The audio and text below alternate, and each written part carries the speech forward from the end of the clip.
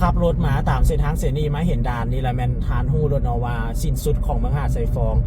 สิ้นสุดของเมืองนาไซทองเข้าสู่เมืองพนโฮงเนาะอันนี้จะเป็นด่านลินซันนั่นเองเขาขับรถออกมาจากสี่แยกไฟแดงสีเกิดเนาะมาฮอดจุดนี้นี่ก็ใช้เวลาเกือบ30 นาทีเนาะยินดีต้อนรับสู่แข่งเวียงจันทน์เนาะยินดีต้อนรับสู่เมืองพนโฮงบ้านศรีวิไลบ้านทับอีทเลยเนาะของเมืองพนโฮงเนาะตามเส้นทางเลขที่13เหนือ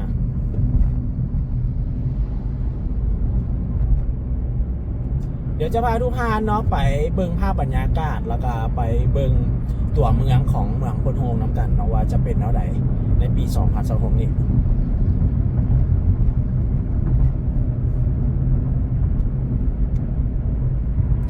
ในระยะทางจากจุดนี้ไปเนี่ยเขาเข้าไปนี่ก็จะโบแมนเห็นบ้านแล้วก็จะบริติดกันเลยกับซีแมนอยู่ห่างๆกันอยู่ในแบบนี้แล้วก็จะผ่านรัก52ก่อนเนาะผ่านจุดนั้นไปครับก็จึงจะเข้าสู่ในเขตของตัวเมืองพนโฮงกันแล้วก็จะมีเป็นจุดเทศบาลของเมืองพนโฮงก็จะแยกเอาถึงต่างหากอีกเนาะกับบริแตกต่างกันหลายเนาะสำหรับบรรยากาศกินอายของบ้านเฮือนเนาะของประชาชน2 เมืองระหว่างเมืองนาไซทองเนาะกับเมืองพนโฮงเนี่ยโอ้ยมันจะออกตั้งแต่เมืองหาดไซฟองตลอดเนาะเข้ามาก็จะเป็นประมาณนี้นะส่วนหลายเพื่อนก็จะค้าขายเนาะบ้านเฮือนตามสายทางไปประมาณนี้ค้าขายตามนี้ไป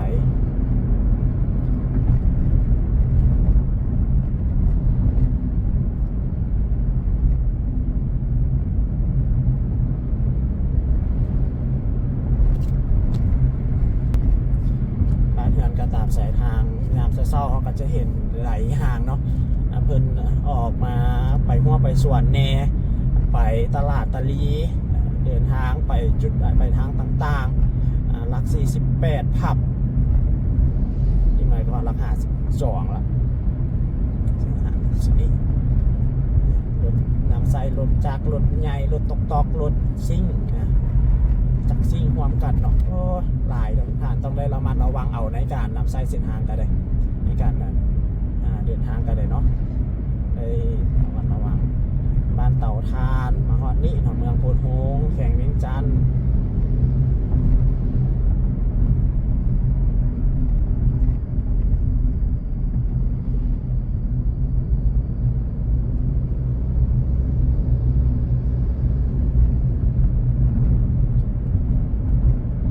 เขามาฮอดนี่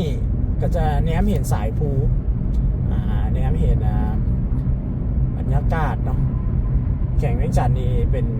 แข่งนาด้าอาร์เลยเนาะของนครหลวงเวียงจันทน์ที่เอิ้นว่าจะมีภูเขาสายภูเขาก็จะเห็นบรรยากาศกินอายเป็นประมาณนี้ถ้าเขาเข้ามาฮอดแถวเขียนนี้แล้วอย่างไรก็จะเห็น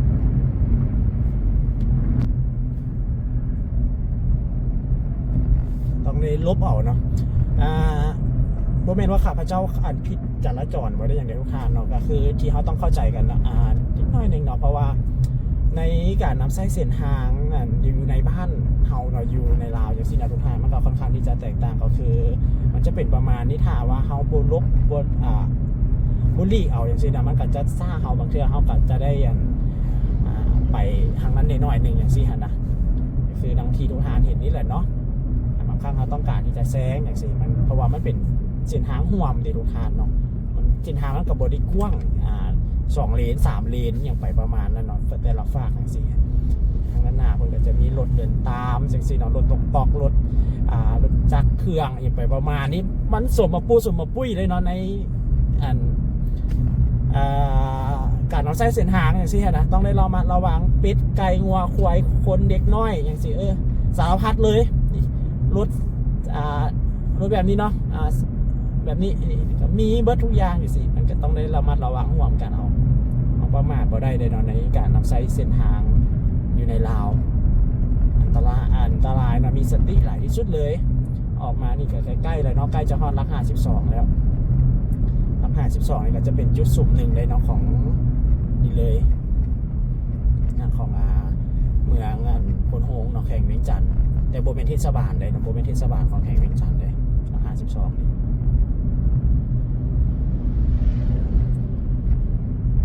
บ้านนาเสาสุขสนขนาดใหญ่เลยเนาะงานราคา12นี่บางเทื่อนี่จะเลี้ยวซ้ายเลี้ยวขวาอย่างสิเขาเจ้าก็จะบ่ได้อันนั้นเนาะ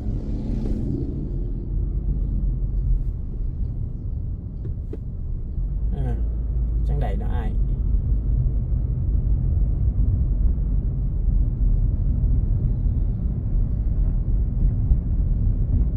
เอา นี่ฮอดแล้วเนาะฮอดราคา12แล้วตลาดราคา12ก็คืออยู่ทางด้านหน้าอันนี้จะเป็นจุดสุ่มได้นี่ทุกท่านบ้านที่งานเขาเจ้าก็จะอยู่ทางด้านนี้ไปเรียบไปประมาณนี้เลยในทางด้านจุดนี้ใหญ่เนาะเป็นซุ้มโซนขนาดใหญ่เลยนะอยู่นี่ตามสายทางนี่มาฮอดจุดนี้นี่เพราะว่าจะเป็นรถจักรรถใหญ่เอานำไส้เส้นทางเส้นนี้ต้องได้คอยและระมัดระวังมีสมรรถนะที่ดีที่สุดเลย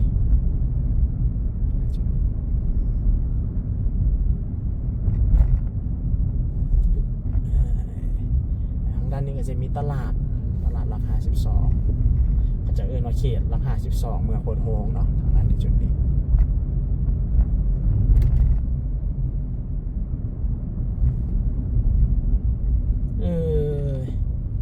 จะสีเลี้ยวนี่จะผัดพูดลงไปเจ๊ทุกแบบเลยค่ะพระเจ้าขับรถอยู่ในบ้านเขานี่เนาะก็เป็นเรื่องปกติเรื่องที่เขาจะมาพบเห็นกันอยู่เรื่อยอยู่เดือนอะไรเนาะ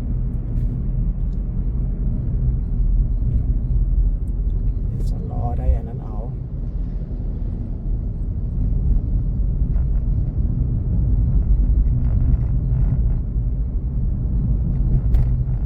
ได้หลีกรถจักรเลยเนาะรถจักรบริลีกเขาเลยนะทุกท่าน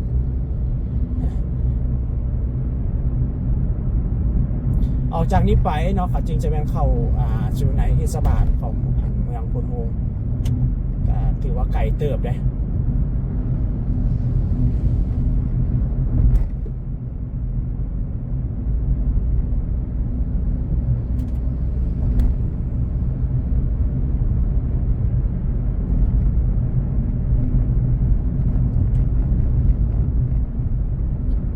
รถตู้เนาะก็จะมีรถตู้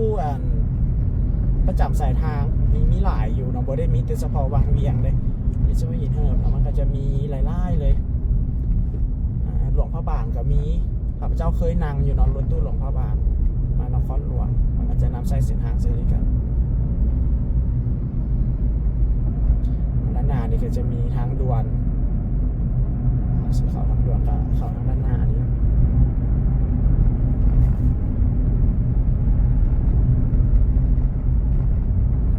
หงเรือย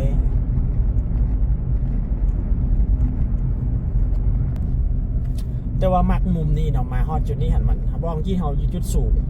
เขาก็สิลงค่อยไปแล้วมันจะมีคือกับอุโมงค์ต้นไม้นี่เนาะทางนั้นจุดนี้หันอาจจะเห็นเป็นต้นซ้ำสาจุดนี้เนาะสองข้างทางเลยจะเข้ามาโฮมกันแล้วมันจะเบิ่งบรรยากาศอีกแบบนึงนะของการเดินทางเนาะมันจะให้ความรู้สึกได้อีกมุมมองหนึ่ง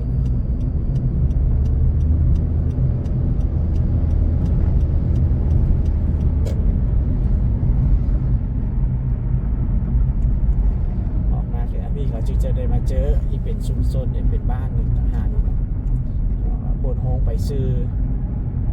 เขายังอีกไก่อยู่ทั่วจะเข้าฮอดในส่วนของเทศบาลของเมืองโพธิ์โฮงเทื่อทางค่อยทางขึ้นทางลงไป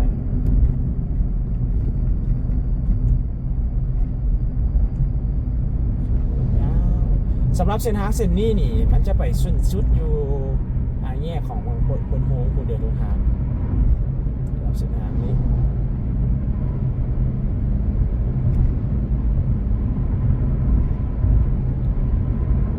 สองข้างทางในจุดนี้เขาก็จะเห็นทุ่งนาของประชาชนเป็นเห็ดนาในส่วนหลายตกมาปัจจุบันนี่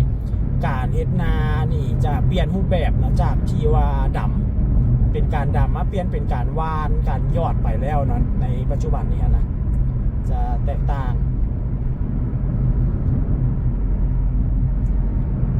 เพราะว่าเนื่องด้วยเรื่องของคนที่จะมาดำให้เนาะปัจจุบันนี้ค่าแรงสำหรับจ้างแรงงานที่จะมาดำก็แม่นมื้อนึง300,000 กีบนะทุกท่านกินข้าวน้ำเฮาอีกได้กินข้าวน้ำเฮาอาหารสวยเฮาเลี้ยงข้าว1คาบนั่นเองเนาะมื้อนึง30,000มื้อนึง300,000เนาะ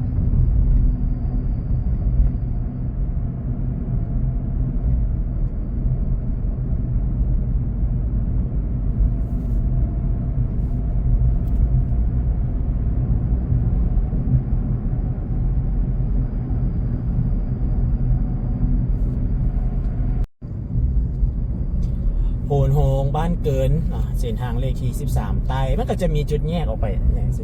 ถ้าเอามาแต่บ้านเกินโพนโฮงก็ออกมานี่ก็ได้ขึ้นกันมันก็จะมีจุดแยกขึ้นกันได้เข้าจากนี้ไปก็จะเป็นเข้าตัวเมืองของอันพระเจ้าเลยเริ่มที่จะเข้าในเขตตัวเมืองกันแล้วเราก็จะเห็นความหนาแน่นเนาะของบ้านเรือนเพิ่มขึ้นไปอย่างสิการใช้ชีวิตกันอย่างต่างๆมันก็จะหลายขึ้นเนาะข้าพเจ้ากันยังบ่ทันได้เคยไปเส้นทางเส้นนี้จักเทื่อเนาะออกจากจุดนี้ไปนี่นะไปเส้นไปบ้านเกิดนี่นะยังบ่เคยออกจาก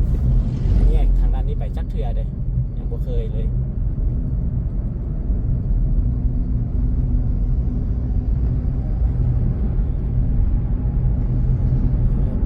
นี่ภาพบรรยากาศเนาะยินอายบรรยากาศของของพนโฮงเนาะประมาณนี้อยู่พนโฮงนี่มีสถานีรถไฟนำได้ทุกทางแต่ว่าจะเป็นรถไฟขบวนธรรมดาจะบ่แม่นขบวนรถไฟไว้สวยๆมาหน่อยนึงประมาณนี้ก็จะเห็นรถบรรทุกต่างๆ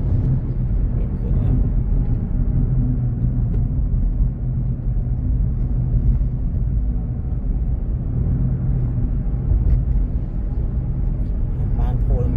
โพนเงินแนมเห็นสายภูเห็นบรรยากาศจุดต่างๆไปแล้ว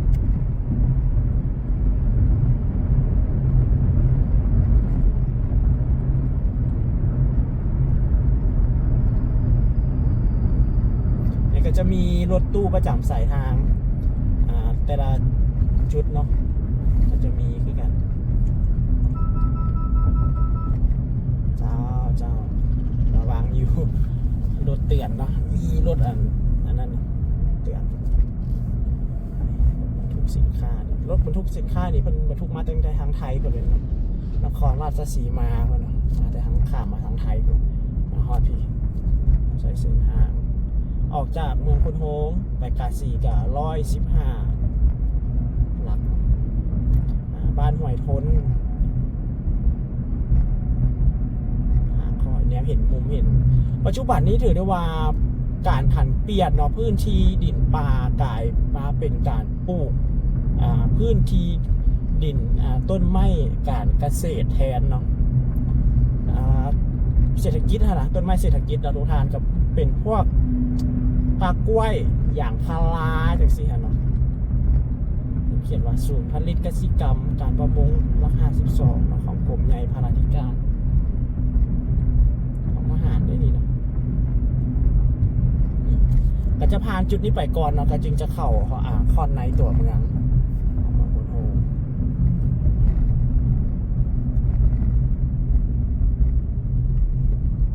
อันนี้รถตู้วังเวียงมันบ่ดีโทรเลยเนาะท่านใดต้องการจะรัดรถตู้สอบถามรถตู้เป็นมีเบอร์ติดเอาไว้สามารถโทรได้เลย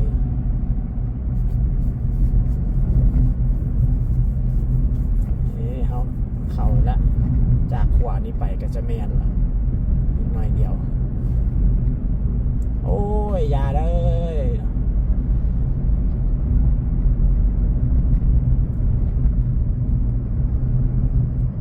ขวาห้วยทนบ้านห้วยทนนะขวาห้วยทนเริ่มเข้าวันเทศบาลเนาะของแขวงของพนโฮงโอ้เป็นเท่าไหร่เนาะเบาเขียวโซนนี้คือเป็นอย่างซีเนาะ ว่าเอาลงๆลืมๆเพี้ยนๆไปเมืองพนโฮงนี่ก็ถือได้ว่าเป็นเมืองเก่าเมืองแก่แล้วก็ถือได้ว่าเป็นเมืองที่มีประวัติมีเรื่องราวเลยนะสำหรับเมืองพนโฮงนี่เป็นอีกเมืองหนึ่งแต่ก่อนก็ถือได้ว่าเป็นเมืองที่เขาจะคุ้นหูคุ้นซื้อกันดีเนาะแล้วก็จนมีบทเพลงผู้ใดเนาะทุกท่านบทเพลงสาวเมืองพนโฮงเป็นอย่างนี้เนาะบทเพลงลาวมันก็จะกวนเนาะ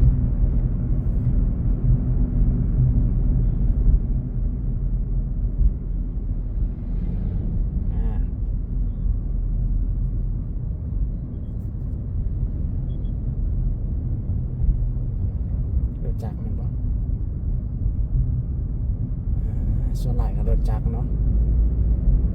ผ่านไปเนาะรถขับมาเจ้ารถไอมินบูถือรถจักรถือ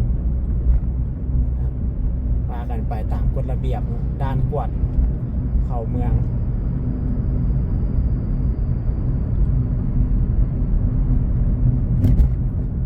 แต่บ่ได้มีปัญหาอย่างนอกทุกทางเรามีเอกสารอย่างทุกอย่างมันก็จะ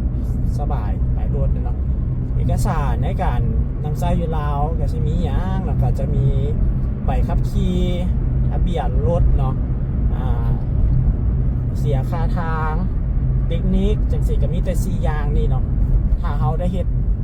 ถูกต้องไปแล้วเพิ่นเวลาเพิ่นกวดจังสิเฮาก็ให้เพิ่นเบิ่งเนาะมันตรงกับข้อมูลความปัจจุบันจังซี่มันก็แล้วไปเนาะก็บ่ได้มีปัญหาอีหยังเนาะเป็นเรื่องปกติเป็นด่านกวดเข้าเมืองจังซี่ทุ่งนาทุ่งนี้เนาะเฮ็ดนาตั้งแต่ตอนไหนเนาะเข้าจนว่าเขียวงามแล้วก็จะห่างแบบนี้ออกไปมันก็จึงมาเจอเป็นชุมชนชุมอันนั้นไปขนาดใหญ่เป็นป่าเป็นอันนั้นไปกัน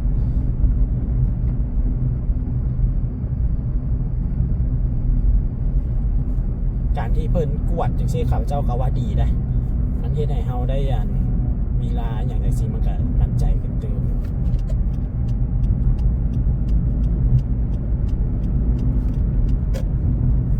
นี่เฮาก้าวเข้ามาในตัวเมือง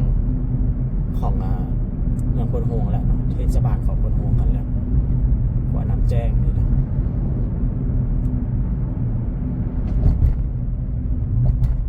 กายค่อยขึ้นไปนี่ก็จะเมียนแล้วเนาะเป็นตัวเมืองของเมืองพนโฮงกันแล้วบรรยากาศนะของบ้านเรือนของพนโฮงกับสิบแปดประมาณนี้เนาะก็ถือได้ว่าเพิ่นก็จะอยู่กันแบบเป็นอันเอื้อนว่าเป็นชุมชนขนาดใหญ่เนาะแล้วก็บ้านเรือนก็สวยงามเลยเราทุกครั้งขับเจ้าว่าบ้านเรือนนี่ก็สวยงามเลยของพนโฮงนี่ก็ได้เขาตามที่เขาสังเกตเบิ่งตามที่อันนี้สวยงามด้วยเลยเนาะอันนี้ก็ก้าวขับสิไปก็คือจะแมนแล้ว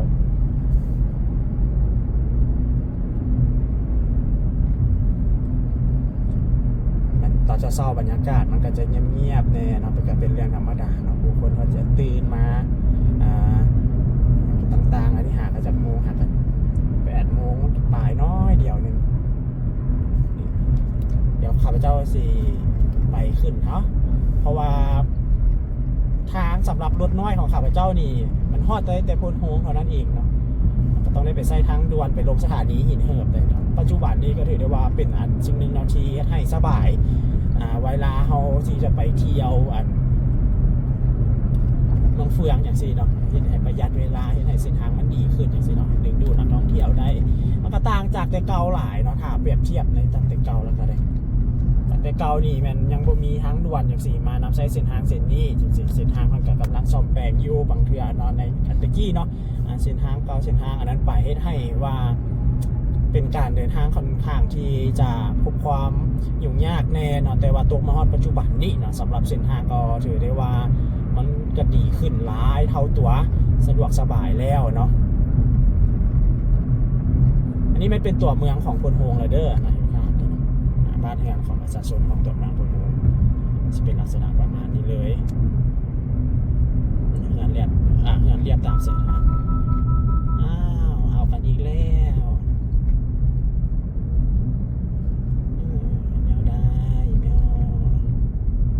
สีเลี้ยวเข้าคนหนึ่งสีเลี้ยวออกวันนั้น เฮาสิเข้าไปในจุดที่เป็นเขตเอิ้นว่าเขตอันนั้นของเพิ่นน่ะเนาะก็จะแม่นแยกอีกต่างหากอีกใดเนาะก็จะแม่นเข้าไปอีกมันจะมีจุด3แยกต่างหากเนาะ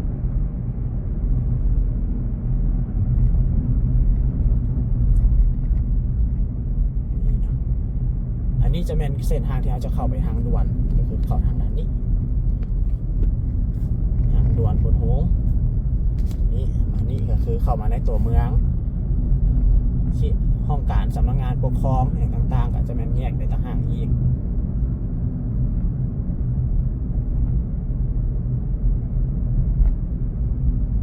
ก็จะเป็นประมาณนี้อันนี้เป็นกินอายเนาะ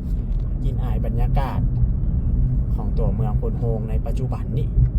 ไปหลวงพระบางทางด้านหน้าอย่างสิเข้าไปวงเวียนก็สิเป็นประมาณนี้เด้อทุกท่านเนาะให้ทุกท่านได้รับชม